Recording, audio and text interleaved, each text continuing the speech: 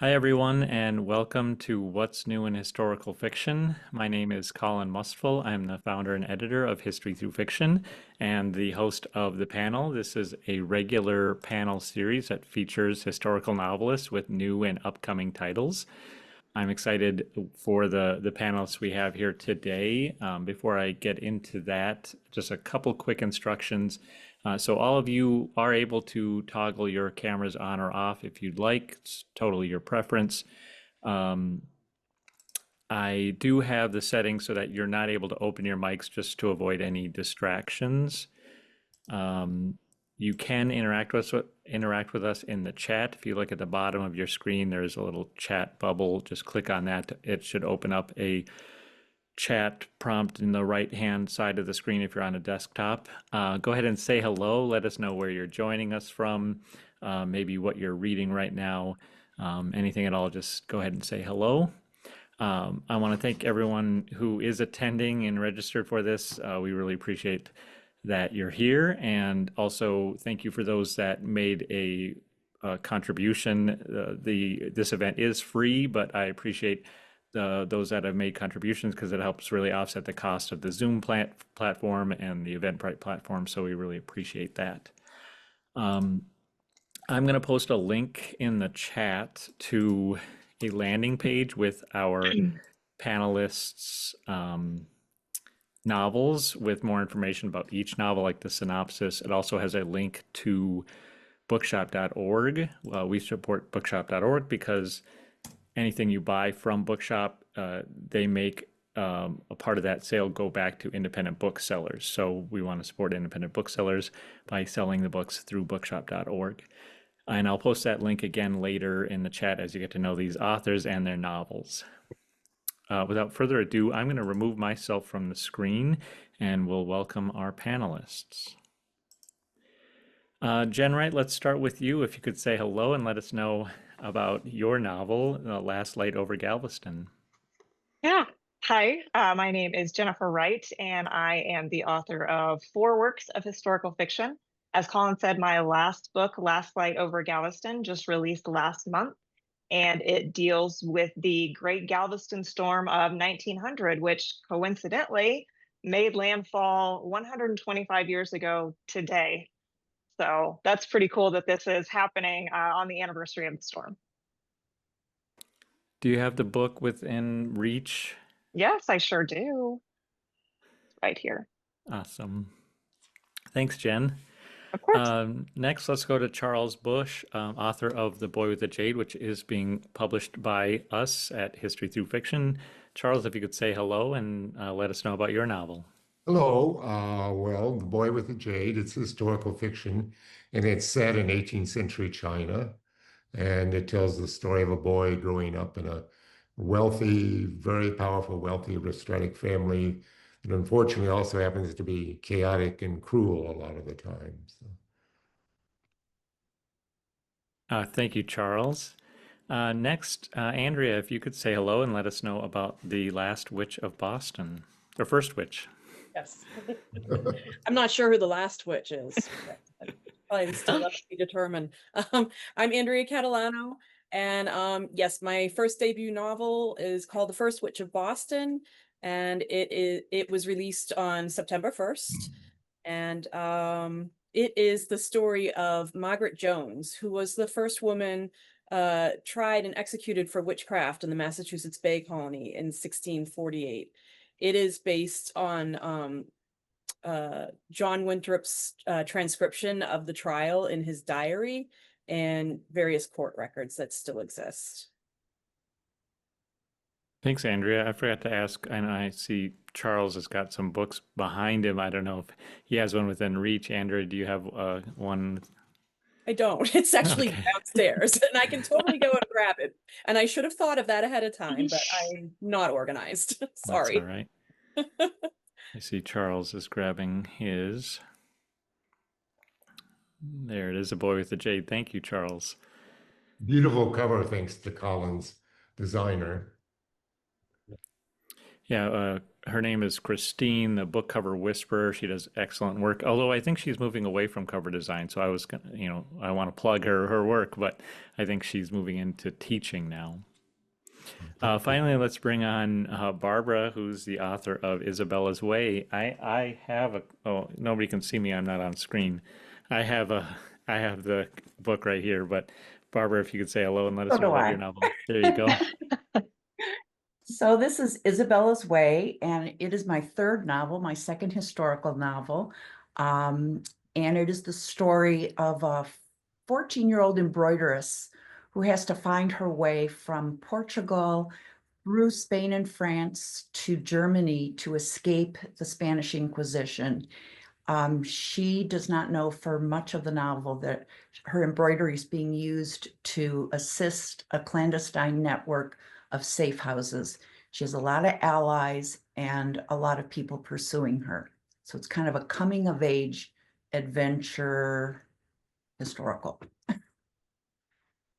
Thanks, Barbara. Well, let's start with Jen. If you could just give us a little background for the Galveston hurricane of 1900. What made it so destructive? And I'm also a little bit curious, how does it compare to some of the more modern storms? I think it's easy to say that it was a product of its time. It was 1900. We didn't have the technology of the weather forecasting that's available to us today. But, unfortunately, the effects of the hurricane, the causes of them were a little bit more complicated than that. So at the time, the best scientific minds, they believed it was impossible for a hurricane to strike the Gulf Coast. Um, this was a consensus. They all believed this. They believed that because of the laws of physics, any hurricane that entered the Gulf would curve to the right and hit Florida. This was something known as the law of recurve. So they just believed that it was absolutely just physically impossible for that to happen.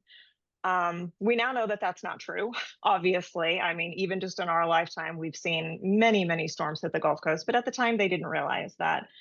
Also, unfortunately, politics played a huge role in what made the disaster so profound. The Cuban fight for independence was still very fresh in people's minds at this time, and back in 1898, so just 2 years before the hurricane struck, American blood was shed. Unfortunately, a ship was bombed in Havana. Americans lost their lives. So the Americans kind of reacted in a way where they just embargoed Cuba, and that included all communication coming from the island. So this hurricane, before it reached Galveston, it actually passed over the island of Cuba. The Cubans knew what it was. They knew where it was headed. They were actually far more advanced than we were at the time in terms of prediction. They predicted that it was going to hit Galveston. But because of this telegraph embargo, they were not able to cable Galveston directly to tell them. The only thing that they could do was cable Washington, D.C. So they cabled Washington, D.C., and D.C. ignored it.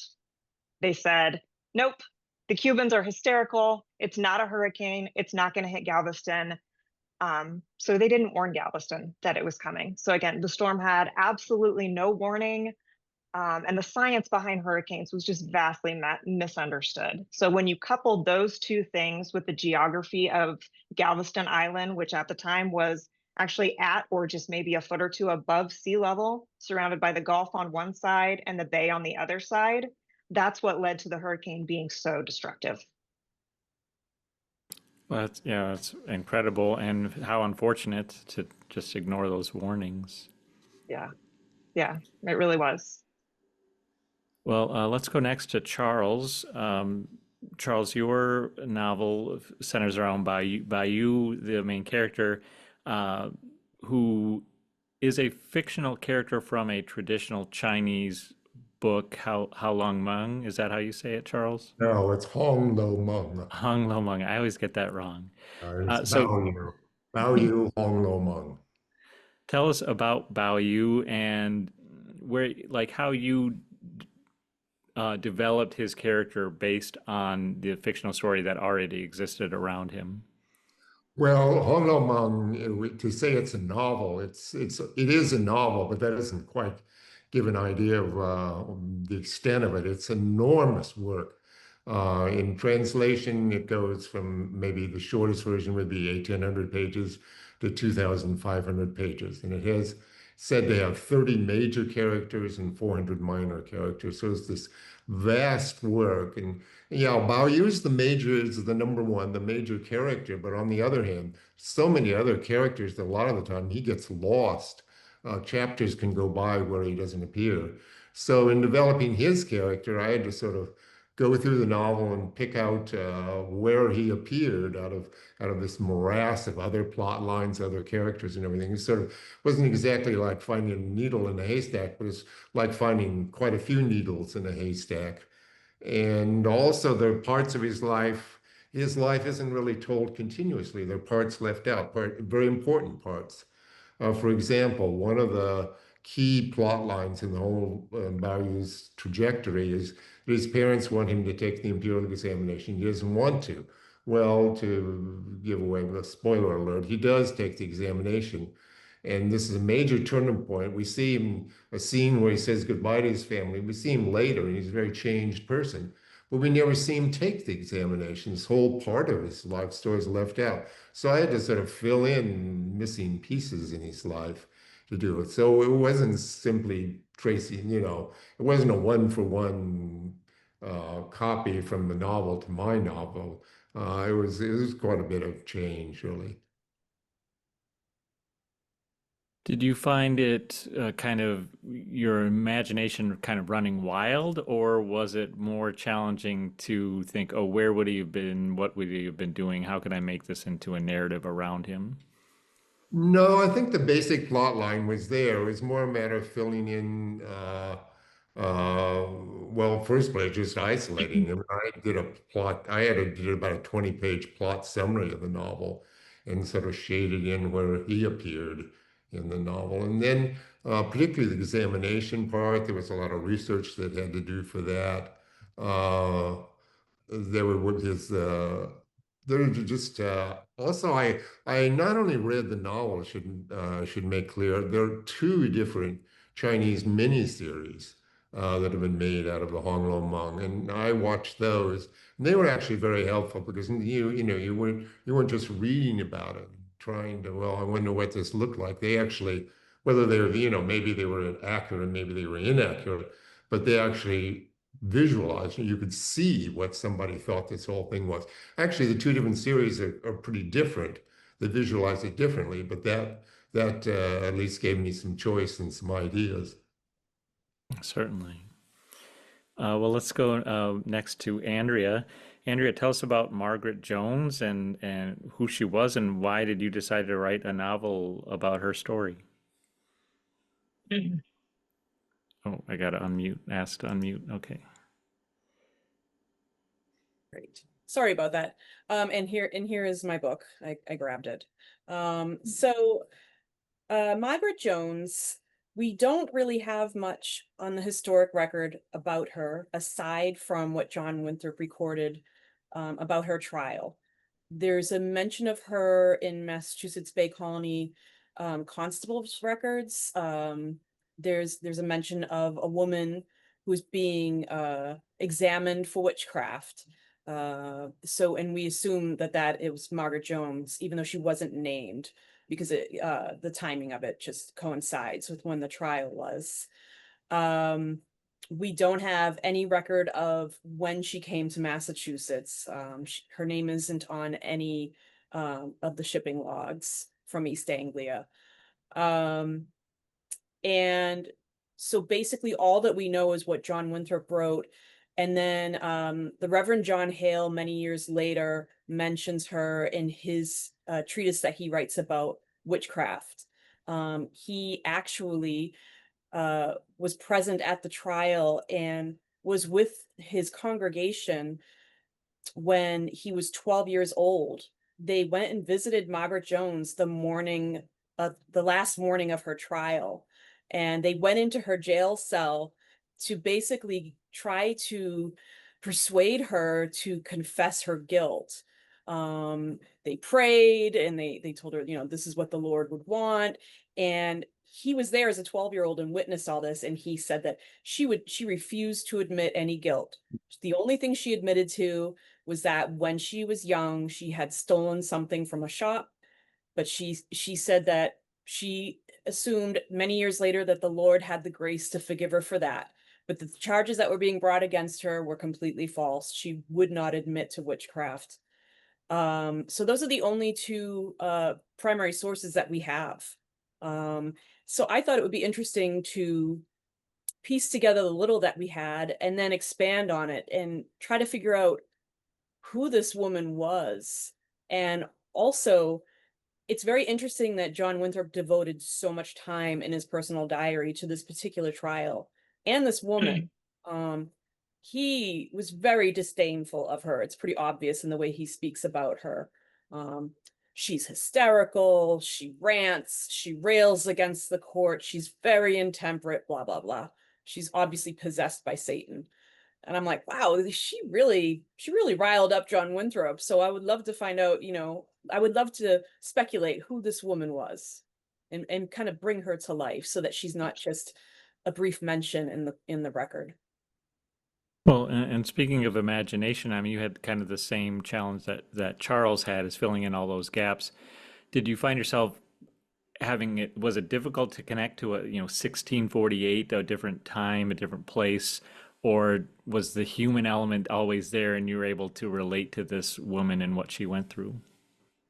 I think, common threads of humanity just that run throughout history, that was, one way to connect, obviously.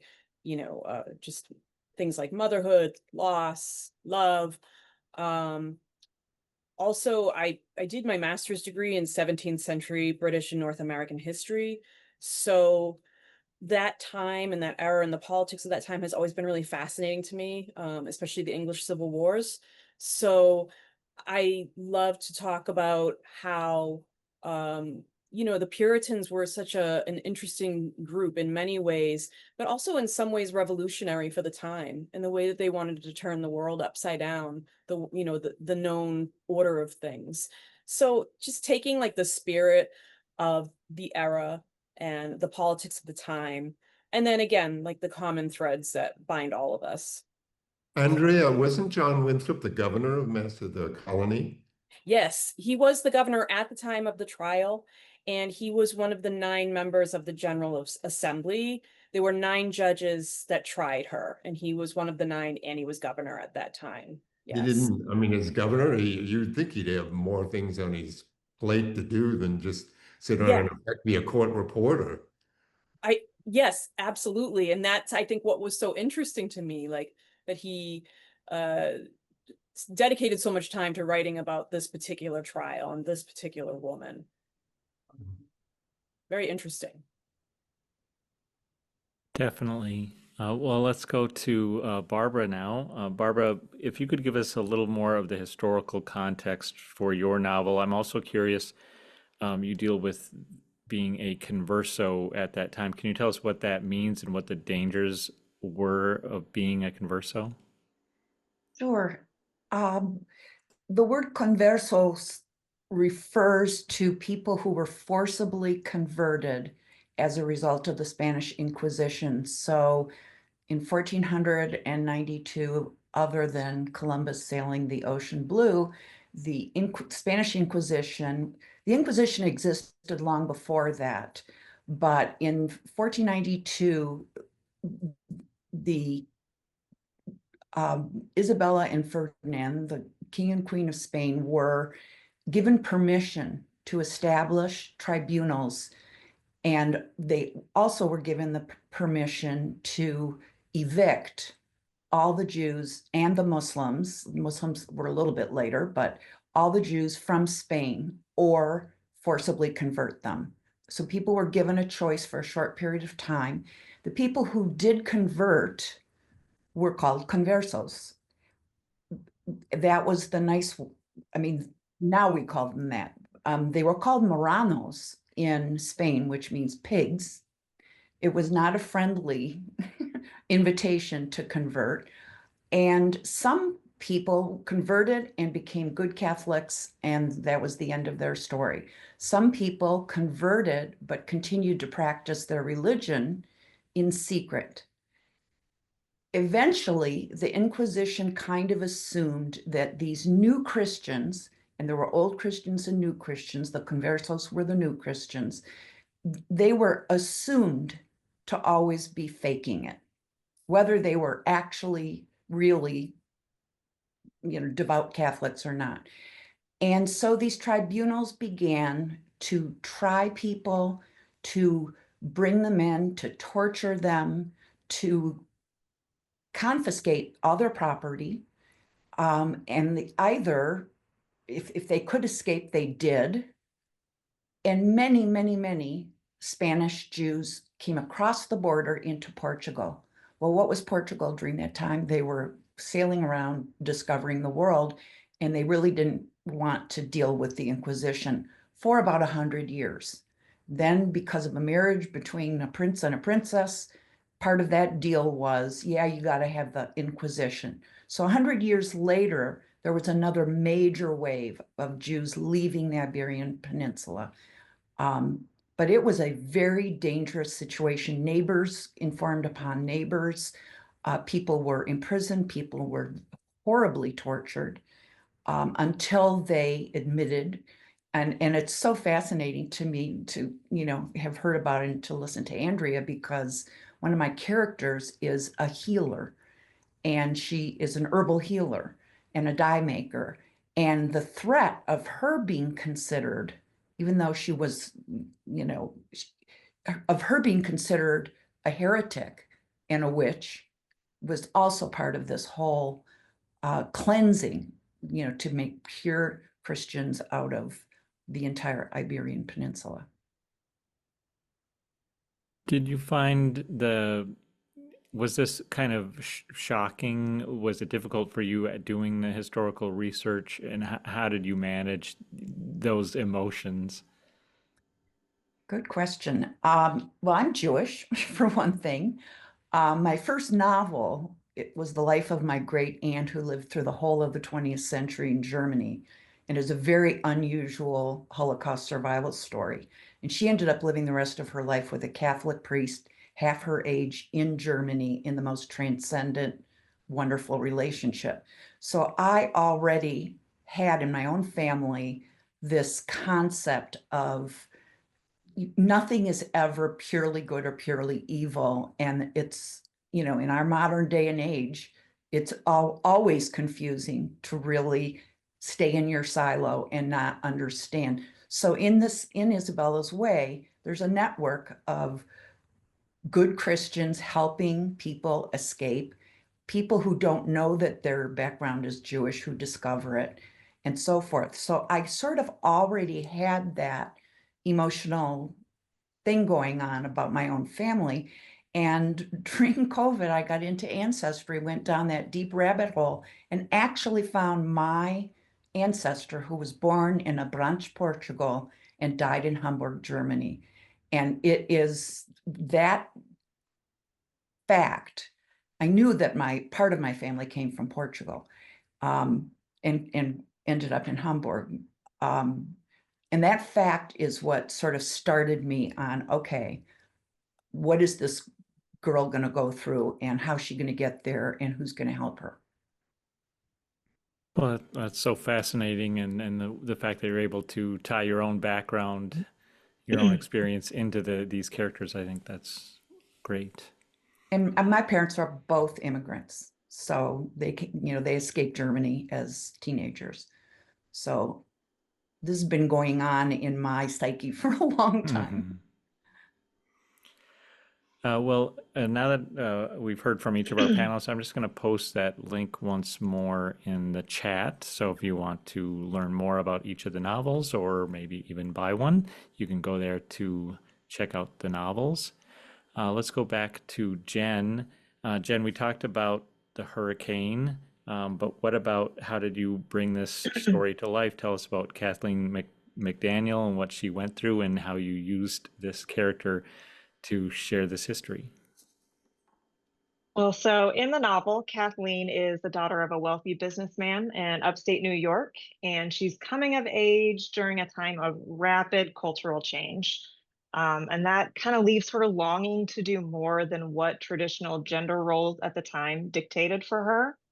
I don't want to spoil anything, but because of that kind of friction between her and her father, she ends up running away. And that's how she lands in Galveston at the time of the hurricane. And as I was researching the novel, it became very apparent that the early 20th century was a time when it seemed as if the very foundations of our country and the world were beginning to shift. We had the emergence of women's rights, we had the emergence of the labor rights movement, different things like that, where people were standing up and trying to make a real cultural change. And I really felt that that naturally lent itself to the narrative of a hurricane, which often literally washes away physical foundations. So when you have something monumental occurring that changes your footing, that changes your landscape, whether that be literally or figuratively or both, what does that look like? How do those two things intersect? How do they affect one another? And those were the themes that I tried to explore in this novel. Can you talk a little bit more about Kathleen as a person and what her character arc is? Yeah, well, I don't want to give away too much, but yeah, so she's just kind of rebelling against again those gender stereotypes. As a young lady coming of age in the early 19th century, basically, there's a line in the book that says she's basically being bred to be a wife. She's expected to find a suitable husband, get married, have kids, and that's it. Before that end, she had been sent to boarding school. And while she was in boarding school over in Europe, she meets these fiery women who aren't content with that. They want to change the world. They want to go out and do things. They want to make a difference. So she returned to the United States kind of longing to do the same thing. But her father obviously does not want her to do that. He's already picked out the man that she's going to marry, and this is what you're going to do, and it's best for the business. And there's an explosive scene in the novel where they kind of come head to head, and that is when she flees to Galveston. So she's in Galveston, she's hiding, she's trying to figure out, who am I? What am I going to do now that I no longer have this wealthy family to lean back on? And as she's grappling with this, that's when the hurricane arrives. Um, so now she's not only fighting for her spiritual life and her emotional life, she's fighting for her physical life now. And after the hurricane passes, there's a sense of rebirth. And again, what does that look like now that not only is who you are as a person has been wiped away, but now your landscape has been wiped away. How do you rebuild?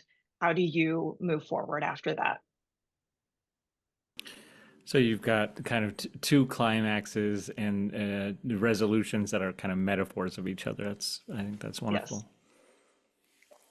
Well, Charles, we talked with you about the Chinese classic Dream of the Red Chamber that your novel is based on, but you read several of, it wasn't just the one, what was it, 1,800 pages, the one story, but you read six of them. Can you talk a little bit more about? Six. Well, there's sort of a canon of six uh, classic Chinese novels that range.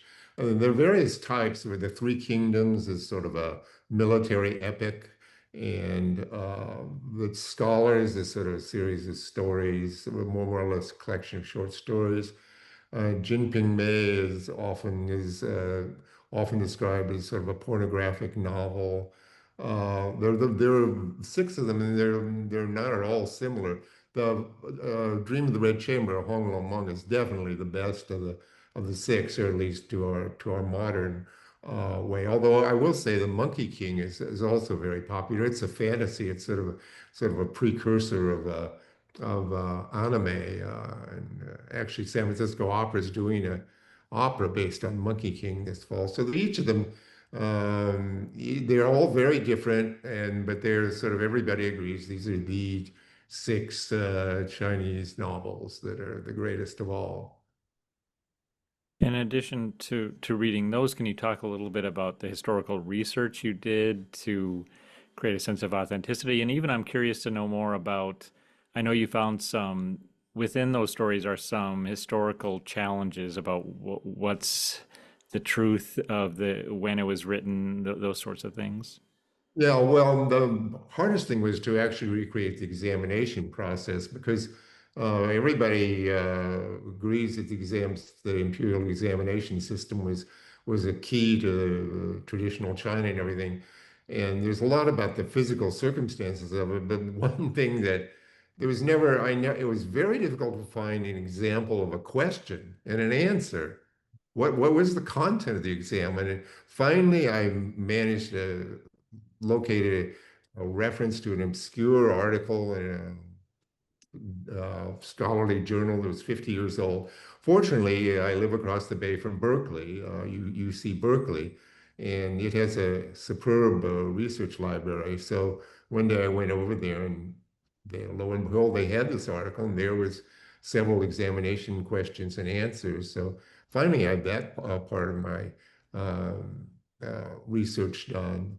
And then I would say I also to do this I had to go to Beijing because a lot of the stuff, the 2 DVDs are not, to my knowledge, available in the United States. Those I picked up in Beijing, and I picked up another translation, which actually became my favorite translation in Beijing. And I saw some of the sites that there's actually a theme park outside of Beijing, on the outskirts of Beijing, that's supposedly a recreation of the setting of the Honglo. It was built for the first television miniseries, and then there are a couple of tourist sites that sort of resemble where the Honglo takes place. So there's a combination of travel and library research, and as I say, watching the DVDs. It was not any one thing. It was sort of I worked on this over years, so this it was sort of gradually collecting all the things I needed. Yeah, that's the first I've heard of that trip you took to Beijing. I think that's incredible. I'm sure all of our panelists here have done so much work, historical novelists, to research the sources and then actually go to the sites and really you all do such a great job of recreating history and Yeah. I should also mention that I made 2 friends, student friends in Beijing. Kind of long, complicated story about how this came about. But anyway, they were involved. They served as sort of guides to like taking me to the best bookstores and taking me to the theme park and that sort of thing. So there's also people, I think you need to know people. And then I had a friend who was another Chinese student friend who was a big fan of the Honglo Meng. And so if I really became, had a question, well, one example was I wanted to know how they use birth control in China, and I've never seen anything written, but he managed to come up with an explanation of how their 18th century birth control techniques. So, people, places, libraries, it's not any one thing. It's sort of sticking at it over the years. And I would say was the way I approached it. well, I mean, good for you, and it's just another example of how in-depth historical novelists have to go to get every little detail right. And I'm sure you all know you'll hear about it if you don't get something right from someone. Now let's go back to Andrea. I'm curious to know about, you read these firsthand accounts. First of all, have they all been transcribed? Did you have any trouble transcribing any of them? And what was it like for you to dive into those firsthand accounts? Were they difficult to understand at all? Were they relatable? What did you feel while reading those from so many years ago? Yeah, many of them have been transcribed by the Mass Historic Society. They hold the originals of the John Winthrop diaries, but there's been many editions printed of Winthrop's diaries that any of us can get. But I did look at the original papers while at the Mass Historic Society. And the Mass State Archives also is where I found some of the constable's records. So there was not really an issue with transcription. And again, because I had worked, my master's dissertation was on indentured servant migration from East Anglia to Massachusetts Bay Colony, 1635 to 1700. So I kind of had a lot of experience from my postgrad work looking at probate records and estate inventories from that time. So I was kind of used to the flow of writing and the cadence of the time. But much of it has been transcribed for modern eyes, luckily and thankfully. And then, I'm sorry, what was the second part of your question? I don't honestly recall, but maybe you could talk a little bit about what Charles said as having these people on the ground to kind of help. I mean, I'm sure you have plenty, especially since this is your background in your education. Who sticks out as someone who's kind of helped you through those sources? There were 3 librarians at the Mass Historic Society who were just super helpful. They just, couldn't be more helpful than they were while I was there. Also, just other historians.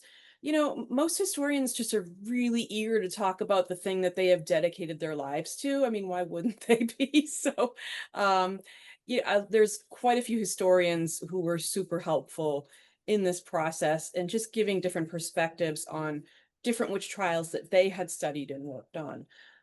Person who comes to mind immediately is a historian, Malcolm Gaskell, who came out a couple of years ago with a book called The Ruin of All Witches, which is actually a retelling of a witch trial that took place perhaps 3 to 4 years after Margaret Jones's trial in Springfield, Massachusetts.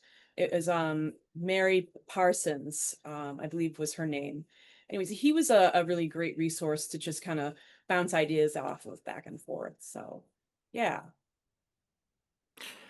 Can you talk a little bit about separating the history from the mythology that's it become of the witch trials?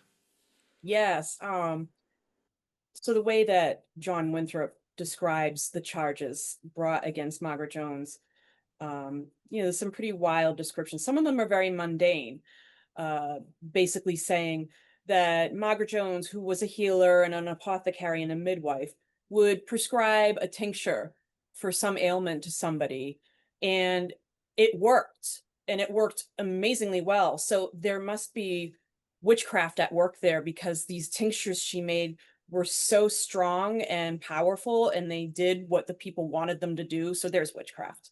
And then another charge was that somebody came to her for advice on an ailment, and she said to them, if you don't take this tincture or follow the directions that I'm prescribing to you, you'll become more ill. And they would, because they didn't do what she had suggested. And so that must be proof of witchcraft as well, because she was telling people how to take care of their health, or else they might get worse. They didn't do what she said, they got worse. So she must have the ability to foresee the future. That was how John Winthrop described it in his diary. And then, of course, one of the gravest charges was they did the examination of her, which was what was done. That was the legal process that was being used in England at the time, Matthew Hopkins' Discovery of Witches.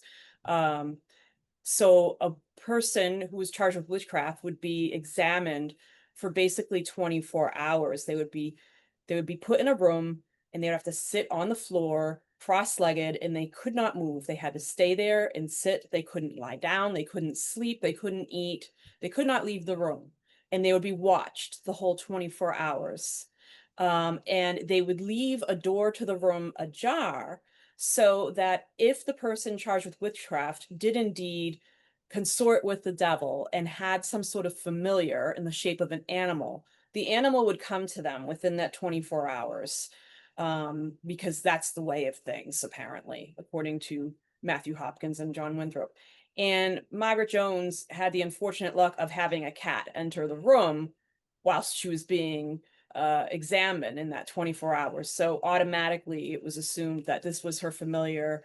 And then she also had what's described as by John Winthrop as she had a mark upon her inner upper thigh, which we would have to assume would be some sort of birthmark or mole or something like that. But at the time, it was called a witch's teat, that this mark upon her was sign of witchcraft, and that this is where Satan or her familiar would suckle upon.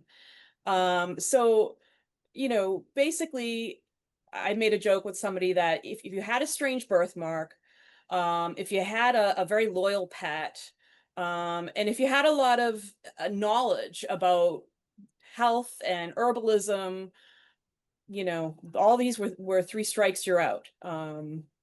So it was interesting to read how the things were described contemporarily, and then how do you write about it today? So in the example of her being accused of having a witch's teat, I describe it as, a birthmark that she was born with, that she had always had ever since she could remember. And she's like, no, I was born with this. And they're like, no, it's a witch's teat. So it was very interesting and very fun to kind of examine each of these charges and then create a story to flesh each of them out. Yeah, like what is the rational explanation? The cat, heard a sound, maybe. I don't know. Or smelled her, yeah. Interesting. Well, let's go back to Barbara. We haven't talked about Isabella in Isabella's Way, so tell us who your main character is and how you chose to use her to tell this story.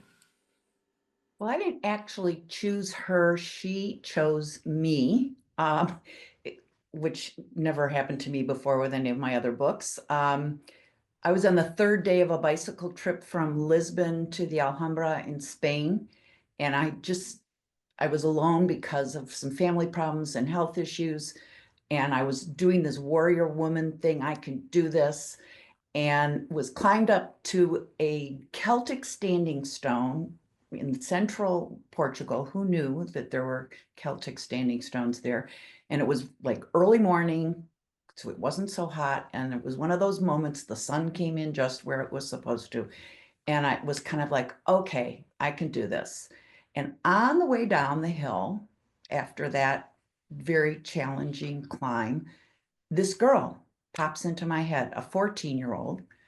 I have 3 sons. I never had a daughter, so I don't know where this girl came from. I knew that she had to escape Portugal. This is before I'd done all the research with my family. And I just said, look, you got to wait. I was in the middle of writing Even in Darkness, my first novel. I knew I had hard cider in the wings. I said, you got to wait. And she did.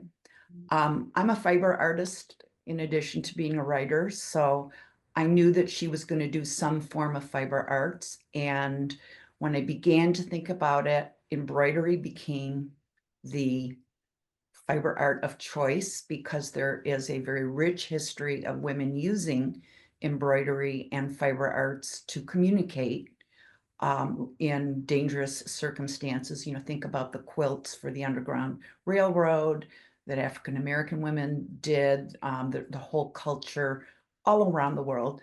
Very famously from this era, Mary Queen of Scots would embroider messages to her lovers, to her supporters. She was a brilliant embroideress. So that's how Isabella came to me. And it's interesting. I did 4 trips altogether, to Portugal, to Spain, to France, and to Germany, in order to actually follow the path that my character takes. And one of her major allies is this healer.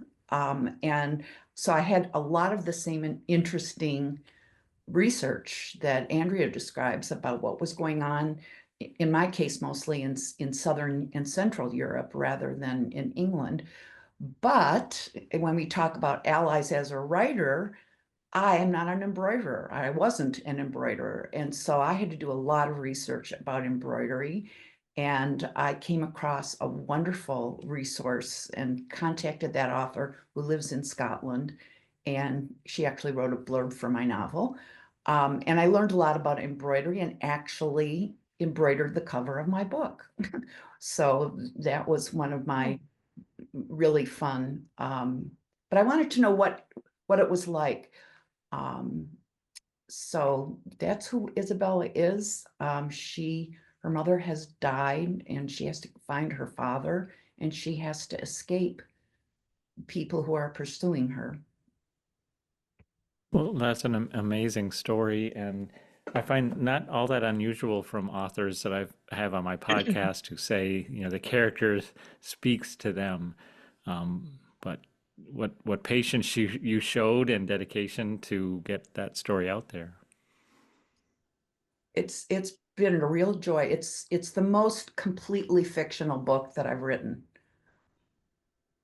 So that it isn't based, well, I got her name because at the end of the day of that bike ride, I ended up seeing an amazing, amazing sculpture that's like greater than life size. It's a beautiful statue of Santa Isabel. And she became sainted because she defied her husband in order to feed the poor. And the miracle is that the bread that would have cost her her life if it had been found miraculously turned into roses. And I was very impressed by that story. And so my character's name became Isabella. But I'm sure all of us have stories of how things that we did in the course of our research just said, bingo, that's really something I'm going to use and add meaning to the story. Mhm. Well, we have about 15 minutes left, so I want to invite questions from the audience. So if you have a question, just put those in the chat and I will do my best to get to as many as I can. We also have a few viewers over on YouTube, so if you're on YouTube, I will monitor that chat as well.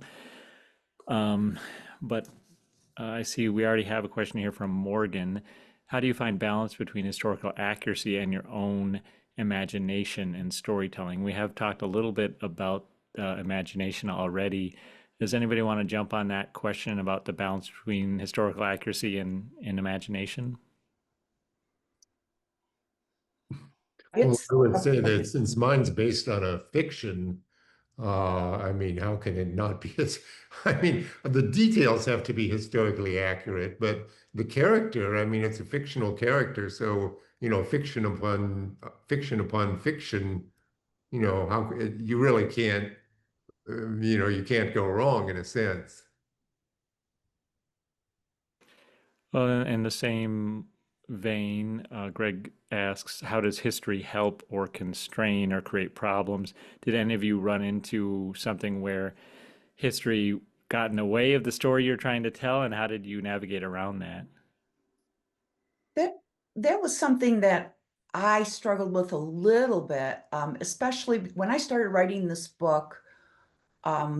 We did not have the same political or, I don't know, social climate around refugees and around refugee stories that we do now. And so as I went through edits and so forth, I really struggled with being careful to represent.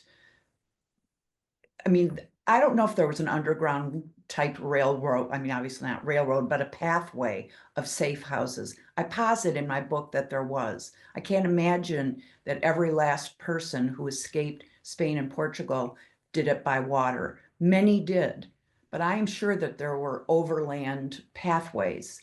And I posit that there were, but I was careful in my author's note to say, I do not have any evidence that this is the case. This is fictional.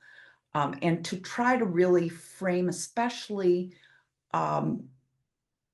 stay factual about what the Inquisition did and did not do. That was something that was challenging for me. And so I spent a lot of time thinking about it and being careful around it. We've got a question here from Rachel about writing a family story. How do you ensure you are kind-natured when sharing fictional stories related to family with historical roots? Andrea, I mean, maybe yours relates a little to that since you're writing about real-life people. What do you think? I think that because we are historical fiction novelists, we do have the luxury of the fiction aspect. I think so long as a novelist is very clear in their author notes, I'm sure Barbara, I'm sure you did this, for your own work as well, and Jen, like there's just you need to acknowledge what is real and what is a part of the historical record and what is of your own imagination. As far as if you're going to tell a story about your own family members, I suppose you have to just make sure or come to an acknowledgement that there might be some people who might be offended by things that you write. But again, it's fiction. You are a storyteller at the end of the day, and it's a story that you are creating, and there are always going to be subjective opinions that disagree with the way you go about that.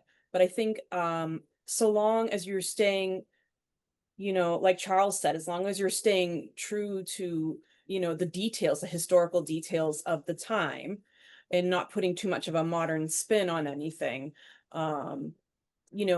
I think that, in my own personal opinion, there shouldn't be an issue because it is fiction at the end of the day, and you are allowed to create what you want to create in fiction. We have that wonderful luxury, which is probably one of the reasons why I didn't go on to do a PhD in history.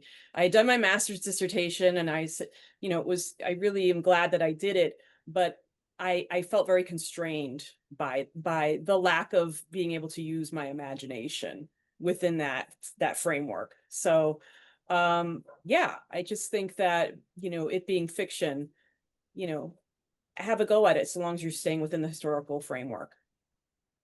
I'm just going to jump in really quickly because my first novel is based on a family member, and 85% of what's in Even in Darkness really happened based on letters and my travel there and interviewing people.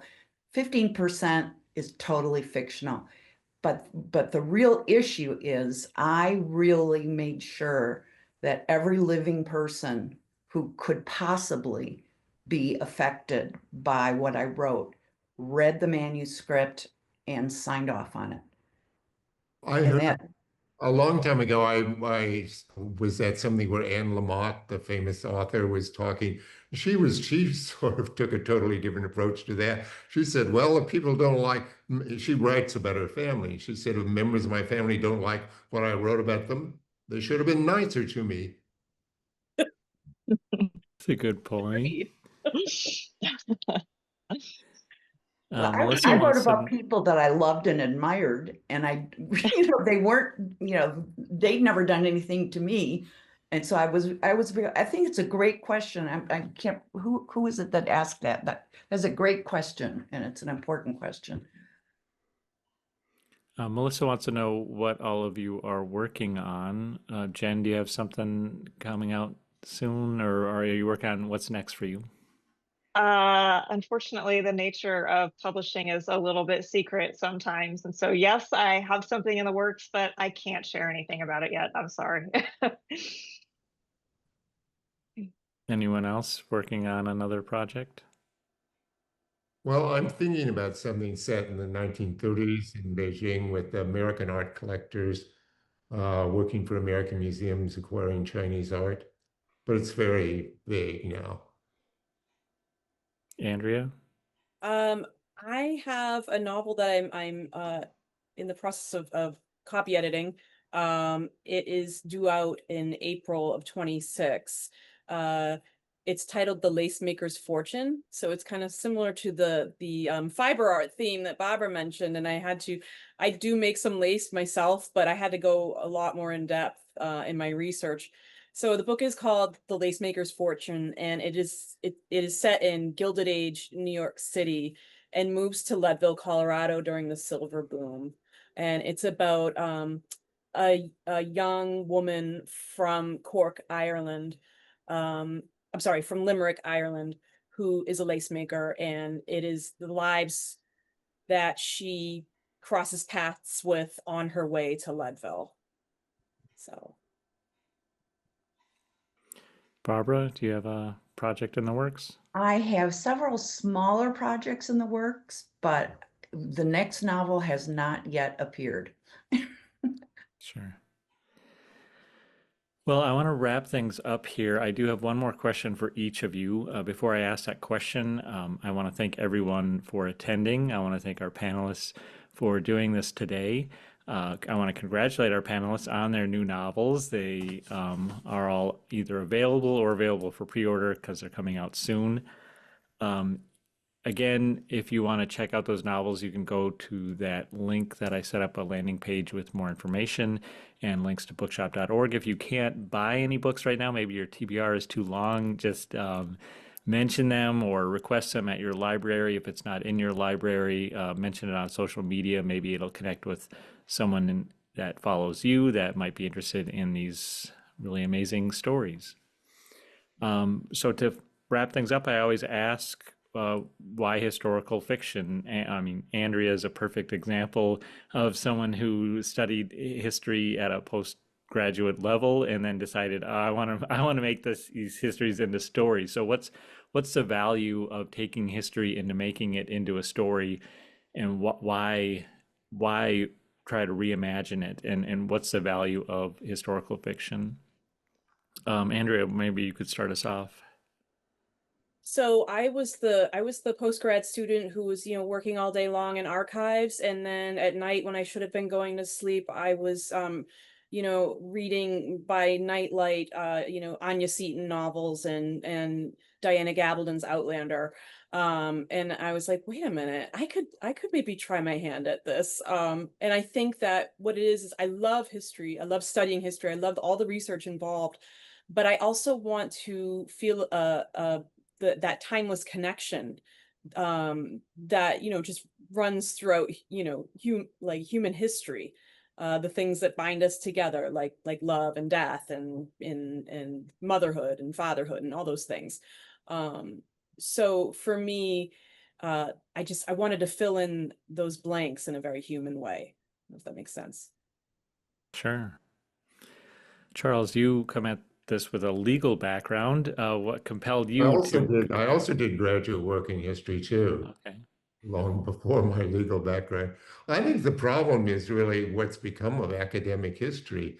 I mean, you think back, say more than a century ago, the historian, Gibbon and Macaulay or Samuel Eliot Morison in the United States, or, a lot of these historians were great to read. They wrote exciting stories and people just loved to read them.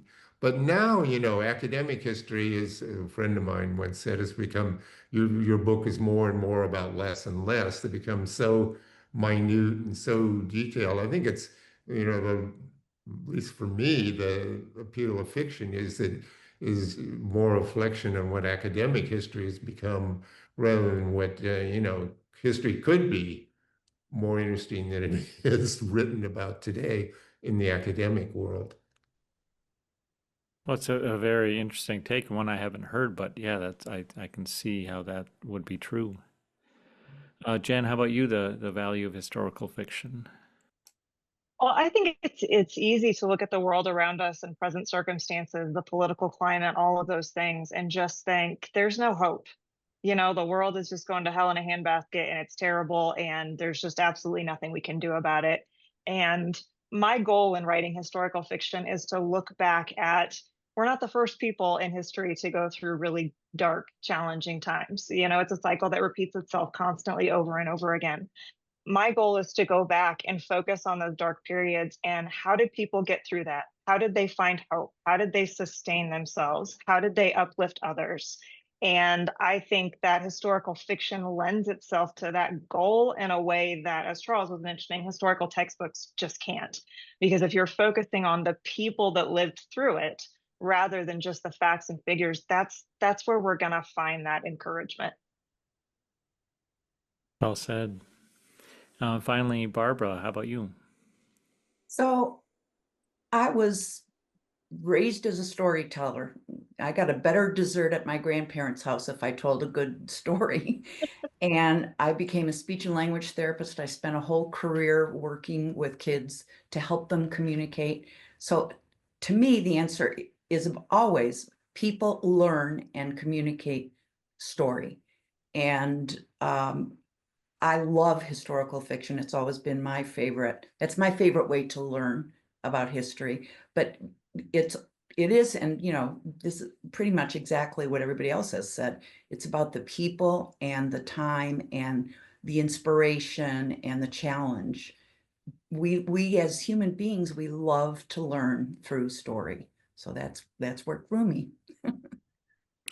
Well, thank you everyone for a wonderful panel. Our next panel will be October 21st. I haven't published the event information yet, but if you follow us on Eventbrite, you'll get a notification about that.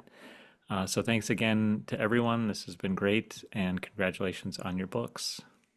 Thank you. Thank you for having me. Thank you. Thank you for the invitation. This has been great. Yeah, thanks, Colin. Bye now. Bye.